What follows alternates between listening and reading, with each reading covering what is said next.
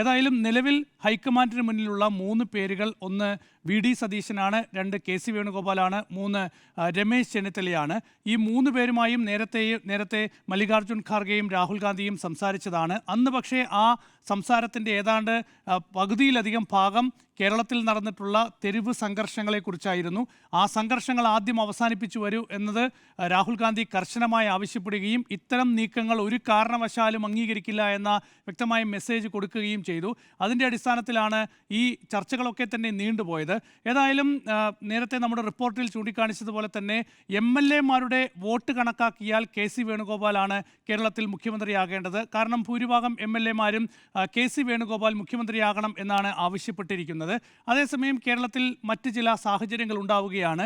ജനവികാരം പരിഗണിക്കണം എന്ന് മുസ്ലിം ലീഗ് ശക്തമായി ആവശ്യപ്പെടുന്നു. മുസ്ലിം ലീഗിലെ ഒരു വിഭാഗമാണെങ്കിൽ വലിയ പ്രത്യക്ഷ പ്രതിഷേധത്തിലേക്ക് പോകുന്നു. ഡൽഹിയിൽ നമ്മൾ കണ്ടല്ലോ, KPCC അധ്യക്ഷൻ സണ്ണി ജോസഫ് കേരള ഹൗസിലേക്ക് ഇറങ്ങുമ്പോൾ അദ്ദേഹത്തെ കൂകി വിളിക്കുന്ന ഒരു കാഴ്ച നമ്മൾ കണ്ടതാണ്. അതുപോലെ തന്നെയാണ് കേരളത്തിൻ്റെ പല തെരുവുകളിൽ വലിയ പ്രതിഷേധ കാഴ്ചകൾ കണ്ടത്, പോസ്റ്റർ യുദ്ധങ്ങൾ കണ്ടത്.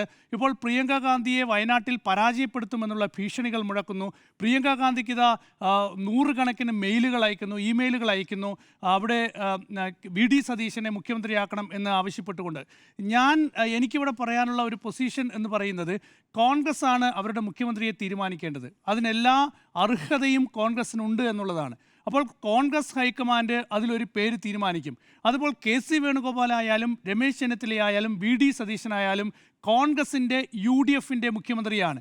UDFൻ്റെ മുഖ്യമന്ത്രിയായിട്ടായിരിക്കും അവർ കേരളത്തിൽ പ്രവർത്തിക്കുക, കേരളത്തിൽ ഭരിക്കുക, ഭരണവുമായി മുന്നോട്ട് പോവുക. അതിനപ്പുറത്തേക്ക് ഏതെങ്കിലും ഒരു വ്യക്തിക്ക് പ്രത്യേക പ്രാധാന്യം നൽകിക്കൊണ്ട് ഈ ഒരു തെരഞ്ഞെടുപ്പ് വിജയം ആ ഒരു വ്യക്തിയുടെ മാത്രം അവകാശമാണ് എന്ന രീതിയിലേക്ക് കാര്യങ്ങൾ മാറ്റുന്നത് അത്ര ഗുണകരമല്ല എന്നാണ് എനിക്ക് തോന്നുന്നത്. കാരണം നമുക്കറിയാലോ, ഈ നിയമസഭാ തെരഞ്ഞെടുപ്പിൽ തീർച്ചയായും വി.ഡി. സതീശൻ എന്ന് പറയുന്ന നേതാവ് ഈ നിയമസഭാ തെരഞ്ഞെടുപ്പിൽ ഒരു വലിയ ഘടകമായിട്ടുണ്ട്. അതോടൊപ്പം തന്നെ കെ.സി. വേണുഗോപാലും രമേശ് ചെന്നിത്തലയും തുല്യമായി തന്നെ ഈ തെരഞ്ഞെടുപ്പിൽ ശക്തമായി പ്രവർത്തിച്ചിട്ടുണ്ട്. ജനങ്ങളുടെ വികാരം ഇവിടെ ഭരിച്ച ഇടതുപക്ഷ സർക്കാരിനെതിരെയാക്കി മാറ്റാനും ജനങ്ങളുടെ വികാരം UDFലേക്ക് ആകർഷിക്കാനും ഒക്കെ തന്നെ വലിയ നീക്കങ്ങൾ നടത്തിയിട്ടുണ്ട്. അവരവരുടേതായ സംഭാവനകൾ ഈ തെരഞ്ഞെടുപ്പിൽ മുന്നോട്ട് വച്ചിട്ടുണ്ട്. ഈ ഘടകങ്ങളെല്ലാം ചേർന്നുകൊണ്ടാണ് കേരളത്തിൽ ഇത്രയും വലിയൊരു വിജയം UDFനുണ്ടായത്. അതുകൊണ്ട് ഏതെങ്കിലും ഒരു വ്യക്തി മാത്രമാണ് ഈ വിജയം കൊണ്ടുവന്നത് എന്ന തരത്തിൽ ഒരു നറേറ്റീവ് ഉണ്ടാക്കുകയും മറ്റുള്ളവരെ എല്ലാവരെയും മോശക്കാരായി ചിത്രീകരിക്കുകയും ചെയ്യുന്ന ഒരു പ്രവണത കോൺഗ്രസിനും അതുപോലെ തന്നെ UDFനും നല്ലതാകില്ല എന്നുള്ള എൻ്റെ അഭിപ്രായം എന്ന് പറയുന്നത്.